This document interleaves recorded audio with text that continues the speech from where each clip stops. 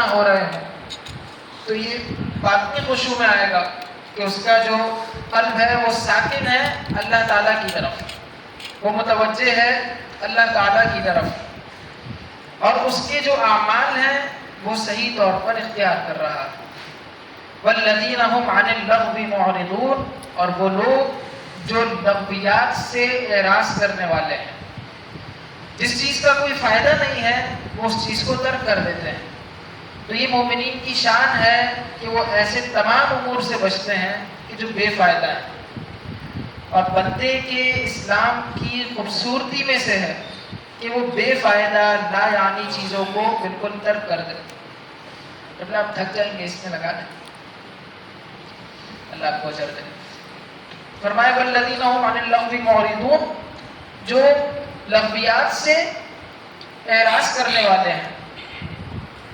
کبھی ہم دیکھتے ہیں کہ اپنا وقت برباد کر رہے ہوتے ہیں، اپنا جو روٹین ہے وہ سیٹ نہیں ہوتا، اور ادھر ادھر کے فضولیات والے کاموں میں لگے ہوئے ہوتے ہیں۔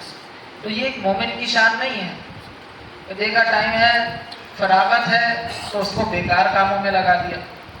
کسی کے پاس زیادہ ٹائم ہوا، سوچا کہ میں کسی جگہ پر جا کر بیٹھ جاؤں، کوئی نائی کی دکان پہ چلا گیا، وہاں پر الٹی سیدھی باتیں جو ہیں وہ چل رہی ہیں، دوستوں کی گیدرنگ میں بیٹھے الٹی سیدھی باتیں چل رہی ہیں، اور ایسی باتیں چل رہی ہیں کہ جن کو بیان نہیں کیا جا سکتا۔ تو بالکل یہ غلط کام ہے، اور اسلام نے اس کو پسند نہیں فرمایا کہ انسان اپنا ٹائم ضائع کرے۔ اسی کو اگر قیمتی بنا لے تو وہ معاشرے کا ایک قیمتی فرد بن جائے۔ فرمایا والذین هم للزکاة فاعلون، اور وہ لوگ جو زکوٰۃ دینے کا کام کرتے ہیں، زکوٰۃ دیا کرتے ہیں۔ والذین هم لفروجهم حافظون، اور وہ لوگ کہ جو اپنی شرمگاہوں کی حفاظت کرنے والے ہیں۔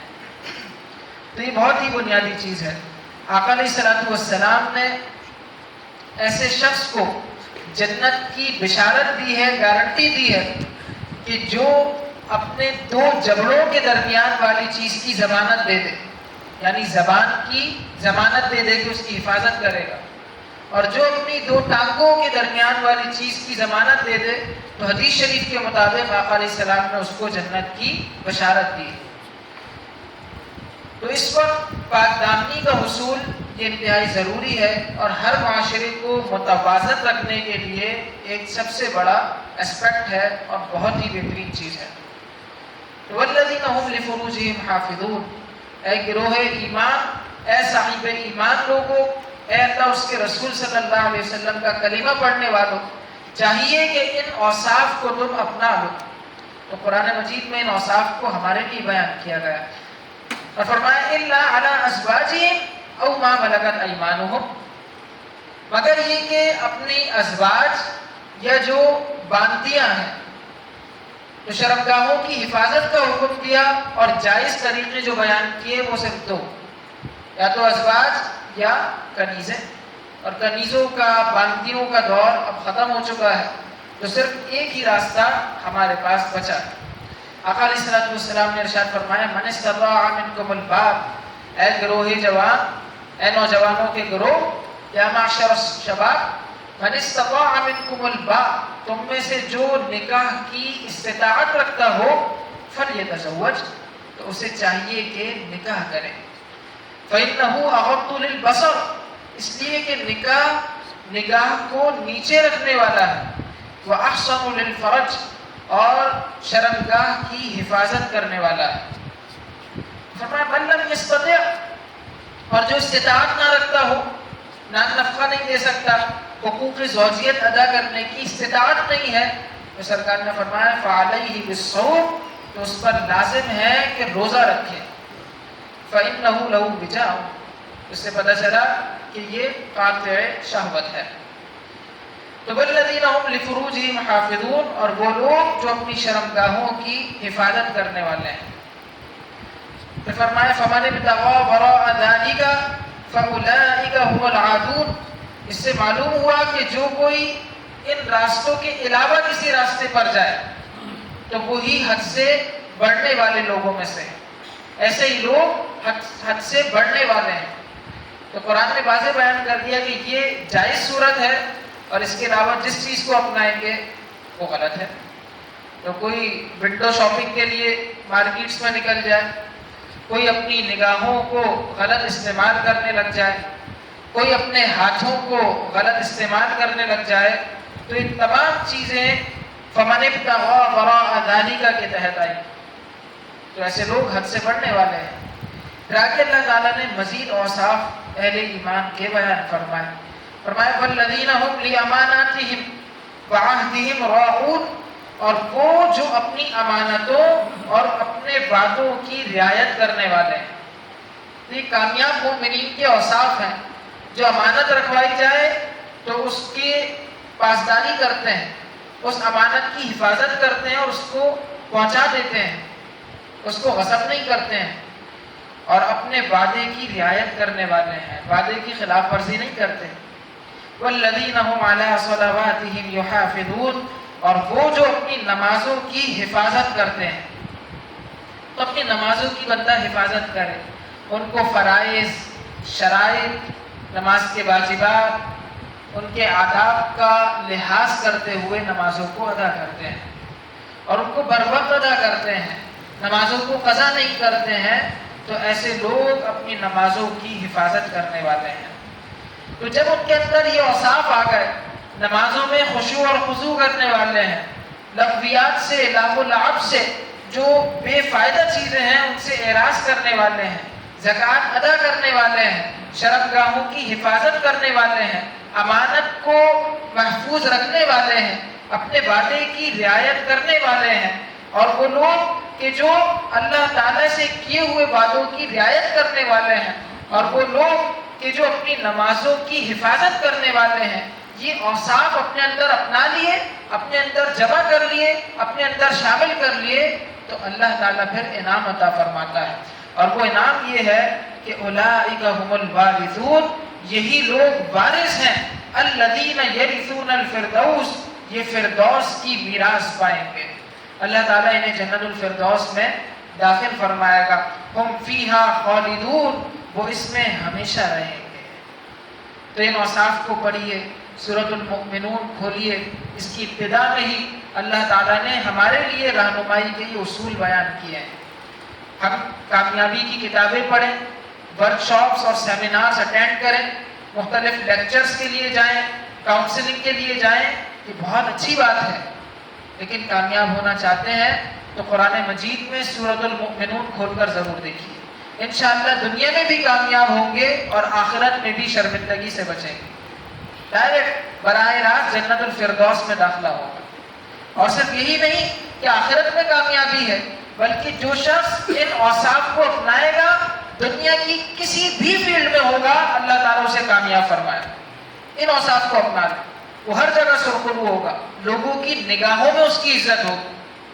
یہ ایک ایسا وظیفہ ہے، یہ ایک ایسا عمل ہے کہ جو اس پر عمل پیرا ہو جائے اس کے لیے کامیابی ہی کامیابی ہے. پھر آگے اللہ تعالیٰ نے انسان کے بارے میں بتایا اور تخلیق انسانی سے متعلق رہنمائی فراہم کی. اور ہماری جو بایولوجی ہے، جو زولوجی ہے، انیٹمی ہے، وہ لوگ اس کو خاص طور پر پڑھتے ہیں. فرمایا وَلَقَدْ خَلَقْنَا الْإِنسَانَ، اور بے شک ہم نے انسان کو من سلالۃ من طین، چنی ہوئی مٹی سے بنایا. ثم جعلناه نطفة في قرار مکین، پھر اس کو ایک مضبوط ٹھہراؤ میں پانی کی بوند بنایا. یہ تخلیق انسانی کے مراحل بیان کیے. فرمایا ثم خلقنا النطفة علقہ، پھر ہم نے اس پانی کی بوند کو جمع ہوا خون بنایا. فخلقنا العلقة مضغہ، پھر جمے ہوئے خون کو گوشت کی بوٹی بنایا. ایک قطرے سے اللہ تعالیٰ نے اس کا کیسا اسٹرکچر بنا دیا، اس کو ایک جگہ میں ٹھہراؤ کے ساتھ رکھا. پھر اس نطفے کو اللہ تعالیٰ نے جمع ہوا خون بنا دیا. پھر اس جمے ہوئے خون سے گوشت بنا دیا. پھر یہی نہیں، فخلقنا المضغة عظاما فكسونا العظام لحما، پھر گوشت کی بوٹی کو ہڈیاں بنا دیا. پھر ہم نے ان ہڈیوں کو گوشت پہنایا. کیسی پیاری ذات ہے کہ جس نے انسان کو وجود بخشا. فرمایا ثم انشأناه خلقا آخر، پھر اسے ایک دوسری صورت بنا دیا. فتبارک اللہ احسن الخالقین، تو بڑی برکت والا ہے وہ اللہ جو سب سے بہتر بنانے والا ہے. ایک قطرہ ناپاک سے پورا وجود بن گیا، اور اس کی تخلیق کی جلوہ گری ہر جگہ ہمیں نمایاں نظر آتی ہے. ایک چھوٹی سی چوٹی جو ہاتھ میں آئے تو مسل کر ختم ہو جائے، اس کے اندر پورا سسٹم بنا دیا، پورا نظام اتنی سی چوٹی کے اندر بنا دیا. اور یہ انسان، اس کا وجود، اس کے اندر طرح طرح کے سسٹمز بنا دیے. اور کیسے؟ ایک نطفے سے اس کو مقام میں ٹھہرایا، اور پھر خون، جمع ہوا خون بنایا، جمے ہوئے خون سے گوشت بنایا، پھر اس کو ہڈیاں اور پورا گوشت، ایک باڈی، پوری سٹرکچر بنا دیا. یہ ہڈیاں کوئی ایسی نہیں ہے، بلکہ ان کو مضبوط بنایا، اور پھر اس کو ایک پوری صورت دے دی. تو کیسا ہی برکت والا ہے وہ کہ جو سب سے بہتر صورت بنانے والا ہے، جو سب سے بہتر تخلیق فرمانے والا ہے. تو اے گروہ انس و جن، تم کیا سمجھتے ہو کہ وہ تمہارے مر جانے کے بعد دوبارہ پیدا کرنے پر قادر نہیں ہے؟ دوبارہ پیدا نہیں فرما سکتا؟ تو آج جو دہریے لوگ ہیں، جو ایتھیسٹ ہیں، وہ کہتے ہیں مر گئے بس ختم، دنیا میں جتنے مزے کرنے ہیں کرو. یہ جو ہمارا کیپٹلسٹ معاشرہ ہے، یہ جو سرمایہ دارانہ نظام ہے، اس میں دولت کی ہیر پھیر ہے، ہر کوئی دولت کے پیچھے بھاگ رہا ہے. اور ایتھیسٹ جو ہیں، ان کے نزدیک دولت بہت بڑی چیز ہے. وہ کہتے ہیں دنیا، یہ زندگی ایک ہی دفعہ ملی ہے، اس کو خوب انجوائے کر کے گزارو، اور جب یہ ختم ہو جائے گی تو سب ختم ہو جائے گا، اسی دنیا میں مزے کر لو. جبکہ اہل ایمان یہ کہتے ہیں کہ مزے سارے کریں گے، لیکن اسلام کی چھتری کے نیچے کریں گے، اور پھر جب ہم اس دنیا سے رخصت ہوں گے تو اس کے بعد وہ مزے ہوں گے، وہ کیف ہوں گے، وہ سرور ملے گا، وہ راحتیں ہوں گی، وہ لطف عطا ہوگا کہ جو کبھی بھی ختم نہیں ہوگا. تو اس ہمیشہ رہنے والی زندگی کے لیے آج مشقت برداشت کرنے میں ہی عافیت ہے. اور جو مانتے نہیں ہیں وہ کہتے ہیں بعد میں کون سی زندگی ہے، اللہ تعالیٰ ختم ہو جانے کے بعد کیا بنا سکتا ہے؟ وہ تو خدا کو ہی نہیں مانتے، اللہ کو ہی نہیں مانتے، تو وہ اس پر کیسے یقین کریں گے؟ عزیزان ملت اسلامیہ، آگے اللہ تعالیٰ نے اسی صورت میں ارشاد فرمایا افا حسبتم انما خلقناکم عبثا، کیا تم نے گمان کیا کہ ہم نے تمہیں بیکار بنایا؟ وانکم الینا لا ترجعون، اور تم ہماری طرف نہیں لوٹائے جاؤ گے؟ کیا تم نے گمان کیا؟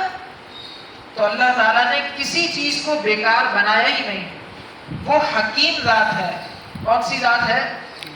حکیم. اور حکیم سے یہ بات ہو ہی نہیں سکتی ہے کہ وہ کوئی کام بے فائدہ کرے، بیکار کام کرے. بیکار کام کرنا یہ ایک عیب ہے، اور اللہ ہر عیب سے پاک ہے. تو افا حسبتم، کیا تم نے گمان کیا، انما خلقناکم عبثا، کہ ہم نے تمہیں بیکار بنایا، وانکم الینا لا ترجعون، اور تم ہماری طرف لوٹائے نہیں جاؤ گے. فتعالی اللہ الملک الحق، تو وہ اللہ بہت بلندی والا ہے، لا الہ الا ہوا الملک الحق، جو سچا بادشاہ ہے، اس کے علاوہ کوئی معبود نہیں. رب العرش الکریم، جو عرش کریم کا، عزت والے عرش کا مالک ہے. اور پھر جو اللہ کے علاوہ کسی اور معبود کو مانے تو ان کی مذمت بیان فرمائی ہے.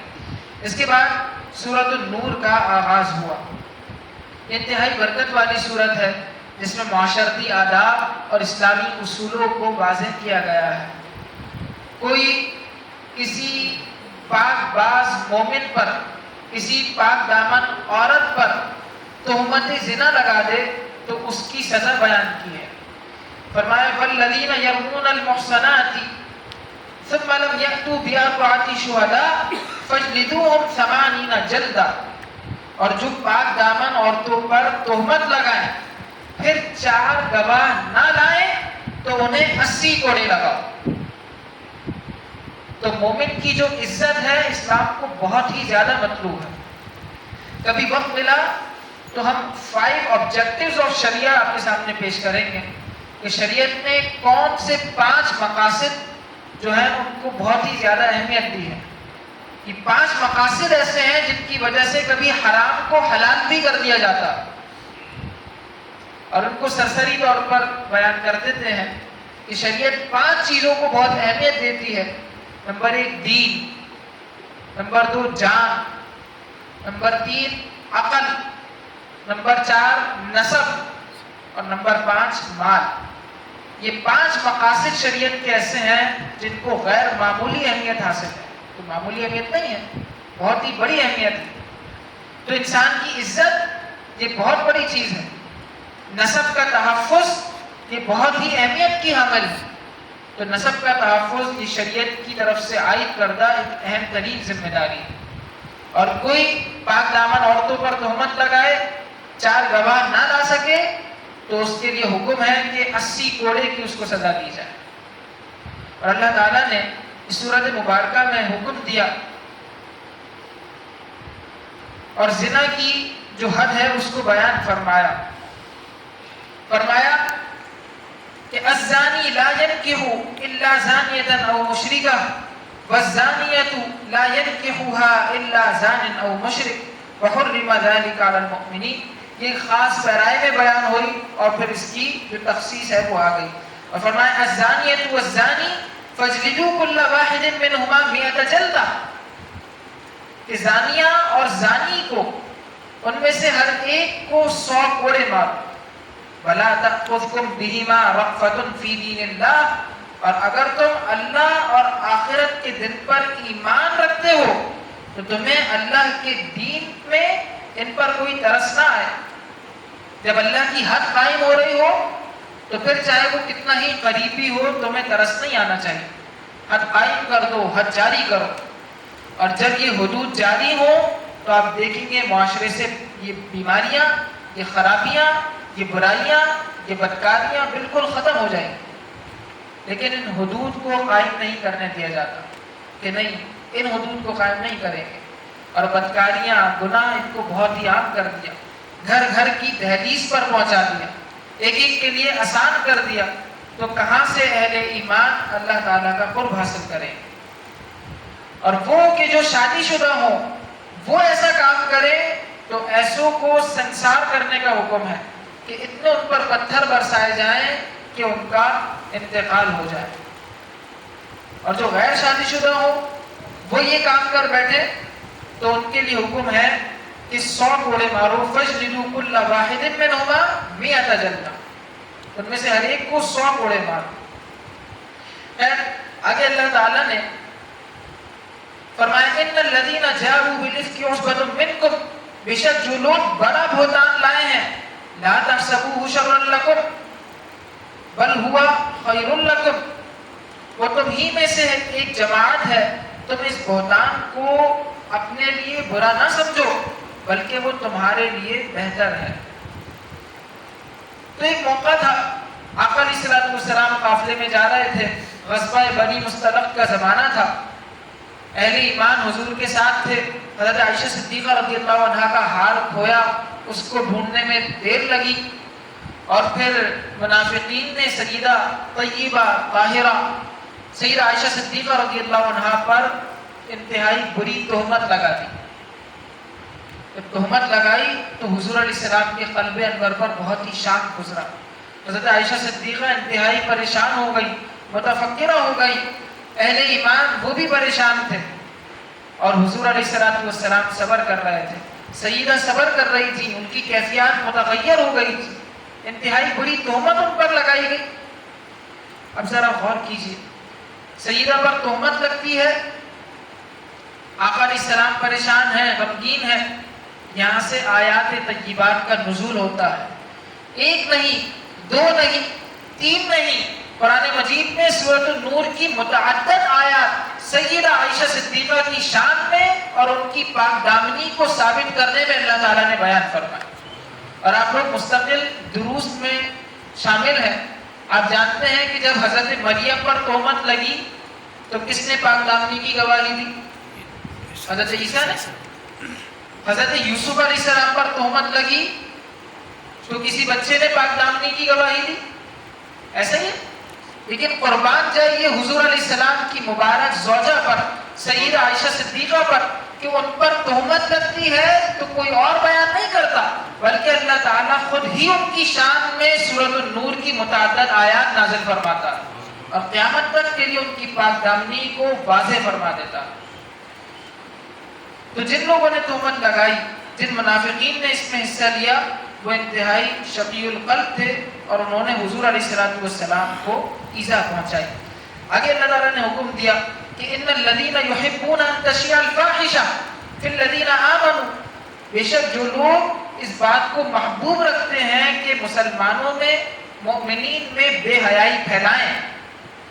آج بھی ایسے لوگ ہیں کہ جو سرپرستی میں مومنین کے اندر فحاشی پھیلا رہے ہیں، کبھی کارٹونز کی صورت میں، کبھی فلم انڈسٹریز کی صورت میں، کبھی انٹرٹینمنٹ کے نام پر، اور گھر گھر میں انٹرنیٹ کے ذریعے فحاشی کو پھیلانے کے ذریعے، ان چیزوں کو جانتے ہوئے کہ یہ غلط ہے اور پھر بھی ان کو روکتے نہیں ہیں۔ عورت مارچ کے اندر انتہائی بے حمیتی والے بینرز اور پوسٹ کارڈ اٹھائے جاتے ہیں، بے حیائی والی چیزوں کو اچھالا جاتا ہے اور بے حیائی والے نعرے بلند کیے جاتے ہیں، بے حیائی والی گفتگو اس کو فیس بک پر ڈالا جاتا ہے، لیکن کوئی بھی کمیونٹی سٹینڈرڈز کی خلاف ورزی نہیں ہوتی۔ لیکن جہاں آپ حضور علیہ السلام کی عزت کی بات کریں گے تو کمیونٹی سٹینڈرڈز کی خلاف ورزی ہوگی، آپ کے اکاؤنٹس ریسٹرکٹ کر دیے جائیں گے، آپ کے اکاؤنٹس کو بند بھی کر دیا جائے گا، مستقل طور پر آپ کی جو فالوورشپ ہے اس کو روک دیا جائے گا۔ لیکن جو بے حیاں ہو، جو فحاشی ہو، جو ریانی پھیلائے، ان کو روکنے کا کوئی انتظام نہیں ہوگا، وہ آرام سے ڈلی رہیں، وہ چیزیں اپلوڈ ہوتی رہیں۔ تو اللہ نے فرمایا ان الذین یحبون، بے شک جو لوگ چاہتے ہیں، ان تشیع الفاحشۃ فی الذین آمنوا، کہ مسلمانوں میں بے حیائی کی بات پھیلے، لہم عذاب علیم فی الدنیا والآخرہ، ان کے لیے دنیا اور آخرت میں دردناک عذاب ہے، دردناک عذاب۔ واللہ یعلم وانتم لا تعلمون، اور اللہ جانتا ہے اور تم نہیں جانتے۔ آگے اللہ تعالیٰ نے ہم سب کو ارشاد فرمایا، اور یہ تعلیم ہر گھر میں پہنچنی چاہیے، ہمارے بچوں کی ایسی تربیت ہو، ہماری بچیوں کی ایسی تربیت ہو کہ وہ چاہے اسکول میں ہوں، چاہے کالج میں ہوں، چاہے وہ مارکیٹ میں بیٹھے ہوئے ہوں، چاہے وہ بازاروں میں گھوم رہے ہوں، ہر حال میں ان کی تربیت ایسی ہو کہ ان کو یہ احکامات خداوندی یاد آئیں کہ اللہ نے ارشاد فرمایا، قل، اے محبوب علیہ السلام آپ فرما دیجئے، للمؤمنین، مسلمان مردوں کو حکم دے دیجئے کہ یغضوا من ابصارہم، اپنی نگاہوں کو کچھ نیچا رکھیں، ویحفظوا فروجہم، اور اپنی شرمگاہوں کی حفاظت کریں، ذالک ازکی لہم، یہ ان کے لیے زیادہ پاکیزہ ہے۔ اور فرمایا قل للمؤمنات، آپ مسلمان عورتوں کو حکم دیں کہ یغضضن من ابصارہن، اپنی نگاہوں کو کچھ نیچا رکھیں۔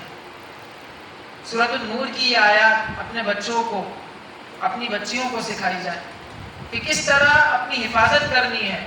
یہ آنکھ ہی ایسا تیر ہے کہ جو سب سے پہلے اٹھتا ہے اور اس کے بعد پھر انسان آگے ہی بڑھتا چلا جاتا ہے۔ تو یغضوا من ابصارہم، مومنین کے لیے حکم، اور یغضضن من ابصارہن، یہ مؤمنات کے لیے حکم دی۔ اور اللہ تعالیٰ نے سورۃ میں ارشاد فرمایا، یا ایھا الذین آمنوا لا تدخلوا بیوتا غیر بیوتکم، اے ایمان والو اپنے گھر کے علاوہ، اپنے گھروں کے سوا اور گھروں میں داخل نہ ہو، حتی تستأنسوا، جب تک اجازت نہ لے لو۔ کتنا پیارا حکم دیا ہے۔ معاشرے کے آداب کیسے سکھائے ہیں کہ کسی اور کے گھر میں جا رہے ہو تو پہلے نوک کر لو، پہلے اجازت لے لو، تمہیں پتہ نہیں ہے کہ وہ لوگ کس حالت میں ہوں۔ حتی تستأنسوا وتسلموا علی اہلہا، جب تک کہ اجازت نہ لے لو اور ان میں رہنے والوں پر سلام نہ کر لو۔ ذالکم خیر لکم لعلکم تذکرون، یہ تمہارے لیے بہتر ہے تاکہ تم نصیحت مانو۔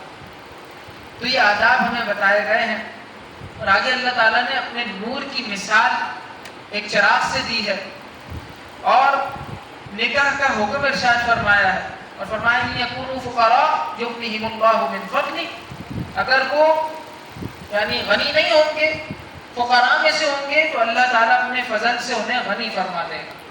تو چاہیے کہ جو استطاعت رکھتا ہو وہ نکاح کرے، اس کے ذریعے اللہ تعالیٰ رزق میں برکتیں دیتا ہے، وسعتیں دیتا ہے۔ پھر ہماری سورۃ الفرقان کا آغاز ہوا، اور اس سے پہلے اللہ تعالیٰ نے حضور علیہ السلام کے دربار کے آداب بتائے کہ حضور کو آپس میں ایک دوسرے کے پکارنے کی طرح نہیں پکارو۔ آپس میں ایک دوسرے کو پکارتے ہو، حضور علیہ السلام کو ایسے نہیں پکارنا۔ ان کی بارگاہ کے آداب خود حضور کے جو آداب ہیں وہ اللہ تعالیٰ بیان فرماتا ہے۔ اور پھر سورۃ الفرقان کا آغاز ہوا، انشاءاللہ اس کا بیان ہم کل کریں گے۔ وما توفیقی الا باللہ العلی العظیم۔ اللہم صلی علی سیدنا ومولانا محمد وبارک وسلم۔ اللہم ربنا آتنا فی الدنیا حسنہ وفی الآخرۃ حسنہ وقنا عذاب النار۔ اے رب مصطفیٰ وطفیل مصطفیٰ صلی اللہ علیہ وسلم، ہم نے جو کچھ بیان کیا اسے اپنی بارگاہ میں منظور و مقبول فرما، ہماری بخشش و مغفرت فرما دے۔